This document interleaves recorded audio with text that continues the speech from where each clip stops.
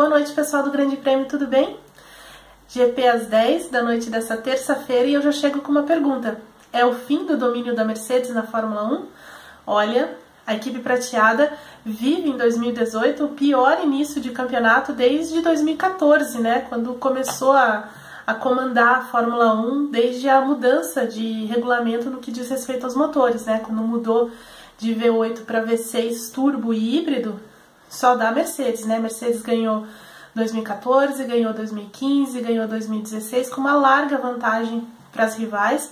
Praticamente não, né? Só seus pilotos disputaram o título nessa fase. Red Bull e Ferrari até venceram, mas foram vitórias pontuais em situações assim mais de problemas da Mercedes do que efetivamente melhor desempenho delas, né? Que eu lembre, só a Ferrari com o Vettel realmente venceu assim na pista a Mercedes nesse período, que foi em 2015 na Malásia. Depois ninguém mais. Aí veio 2017 e uma reviravolta, né?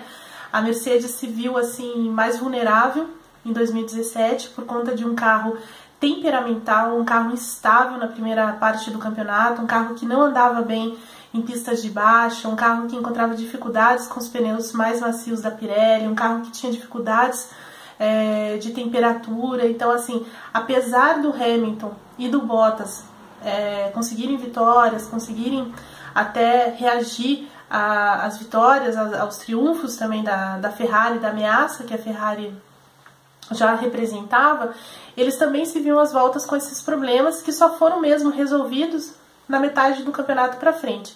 Antes da metade, a Ferrari e o Vettel realmente se colocaram fortes, né? Tanto que quando chegou na metade do campeonato, o Vettel tinha 14 pontos de diferença pro Hamilton. Isso só mudou mesmo na segunda metade, quando o Hamilton começou a vencer, venceu em Spa, venceu em Monza, tirou proveito daquele acidente lá entre as duas Ferraris em Singapura. Depois a Ferrari sofreu com confiabilidade na Malásia, sofreu com confiabilidade no Japão, abandonou a corrida.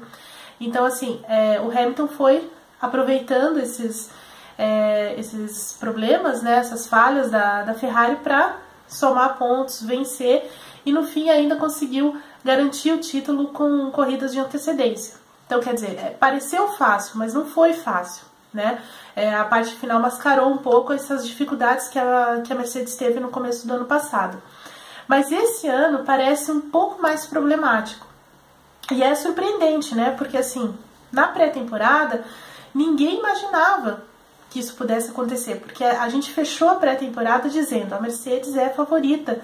Porque, assim, eles têm um bom ritmo, um ritmo fortíssimo de corrida. Eles focaram nisso durante toda a pré-temporada, pneus médios, pneus macios, enquanto a Ferrari ficou testando classificação, corrida, a gama de pneus, enfim, um outro tipo de trabalho, mas mesmo assim forte, né? Só que na hora de comparar, a Mercedes acabou ficando um pouco à frente, e isso se confirmou depois, né? Até se confirmou depois no GP da Austrália, porque chegou lá, o Hamilton liderou a corrida, teve aquela pole sensacional dele no sábado, ainda que pese o erro do Vettel na volta final, o Verstappen também errou.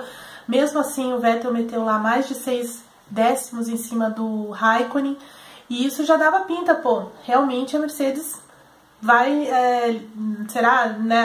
vai liderar, e já dava aquela coisa, meu Deus, a Fórmula 1 de novo, aquela coisa da Mercedes, e no fim não é, né, não é nada disso.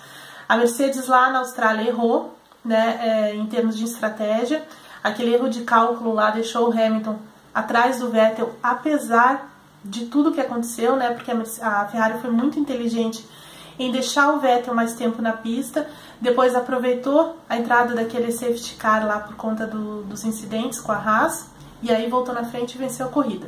Mesmo assim, ficou a impressão de que sim, a Mercedes ainda continuava o carro ser batido e que a Ferrari venceu num golpe de sorte. Tudo bem. 2 semanas depois, chegamos no Bahrein, e aí sim o cenário se deu como praticamente ele é, né? A Mercedes, de novo, tem problemas com o carro, tem problemas também de estratégia, e isso é muito complicado porque está prejudicando, né, está afetando os resultados da equipe. Então, assim, no Bahrein, a gente percebeu o quê? Que a Mercedes tem dificuldades com altas temperaturas, né, com calor. Eles não conseguiram tirar o melhor dos pneus super macios com temperaturas mais altas. Isso se refletiu no grid. É claro que o Hamilton, a gente não sabe até que ponto, o que ele conseguiria, porque ele acabou tomando uma punição, largou lá atrás, e, enfim, tudo isso mexe com a cabeça do piloto também. A estratégia, no caso dele, até funcionou, largar com macio e depois médio. E no caso do Bottas, a Mercedes quis dar o pulo do gato, né? Mas, poxa, moscou, né? Porque o Vettel tinha aquela estratégia de 2 paradas, acabou não parando a segunda vez por conta dos problemas do pit stop do Raikkonen, e a Mercedes demorou muito para entender isso e demorou muito para falar: vai, Bottas, vai para cima do Vettel, você tem pneus que estão rendendo melhor e o pneu do Vettel está muito desgastado. Então, quer dizer, faltou essa leitura melhor da corrida para a Mercedes, além dos problemas que ela enfrentou com o carro. Perdeu de novo uma segunda derrota, mas uma segunda derrota mais doída, porque assim, o Vettel arriscou, o Vettel foi gigante no final, né, usando tudo que ele podia ali, e a Mercedes deixou isso passar. Aí chegou na China, e aí sim o cenário ficou ainda mais nítido. Embora o Hamilton tenha liderado os 2 primeiros treinos lá em Xangai, dando uma pinta de que não, a Mercedes vai voltar, vai se recuperar, vai dar o troco, porque é uma pista em que eles se dão historicamente muito bem, tem muitas vitórias lá, poles consecutivas, enfim, é uma pista da Mercedes, né? E não foi o que aconteceu, né? No sábado a temperatura caiu muito, e aí o inverso do que tinha acontecido no Bahrein aconteceu na China.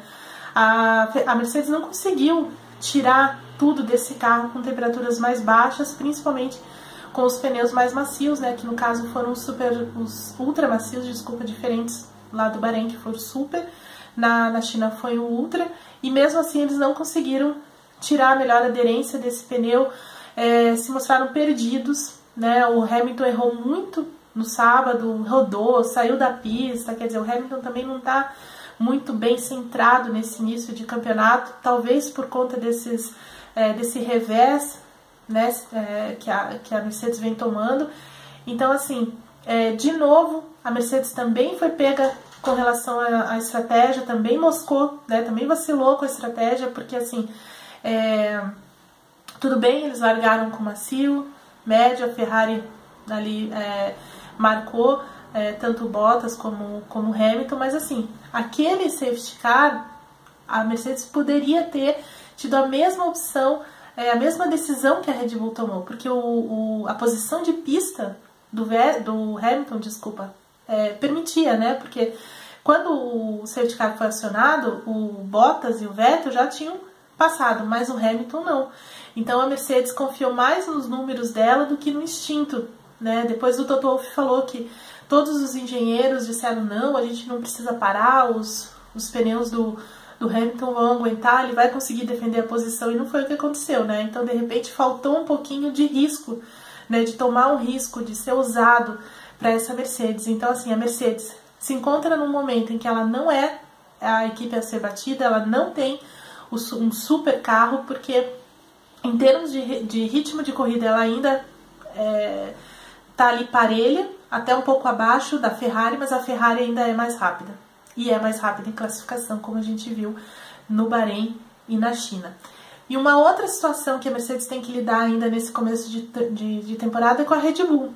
Porque até ano passado, o grande adversário da Mercedes era o Vettel e a Ferrari. Praticamente o Vettel, né? Porque o Raikkonen não tinha o mesmo nível de desempenho. Esse ano o Raikkonen está andando muito bem, está andando muito perto do Vettel. E isso também ajuda a ter uma estratégia melhor, e a Red Bull já entrou nesse jogo aí da Fórmula 1, né? Essa tacada de mestre deles foi especial para colocá-los também na briga. Então a Mercedes, além de um carro instável, que parece ser uma diva sim, né? Porque não rendeu nem no calor, nem no frio, né? Então, assim, eles precisam lidar com isso. Precisa lidar com essa questão da estratégia, porque a equipe não está sendo inteligente em termos de estratégia, não tem ousado, não tem lido a corrida muito bem, então também tem esse problema. E o Hamilton, que não está guiando fino, não está guiando o que ele estava guiando até o ano passado, quando fez uma temporada sem erros, veio mordido e tudo mais. Então, assim, a Mercedes tem algumas coisas que precisa ajustar para voltar a ser esse carro a ser batido. Então, no momento, a Mercedes não é a equipe líder, né? A equipe líder realmente é a Ferrari, e ela precisa, então, dar esse salto de qualidade, unir como ela fez ano passado para voltar aos velhos tempos. Mas, enquanto isso, a gente aplaude essa Fórmula 1 que vem melhor do que a encomenda, como falou Flávio Gomes essa semana. Tá certo, gente? Eu fico por aqui. Próximo GP acontece no Azerbaijão, então a Fórmula 1 já volta suas atenções para a Europa, onde a gente vai começar a ver uma hierarquia de forças também mais nítida nesse grid da Fórmula 1, certo? Boa noite, até!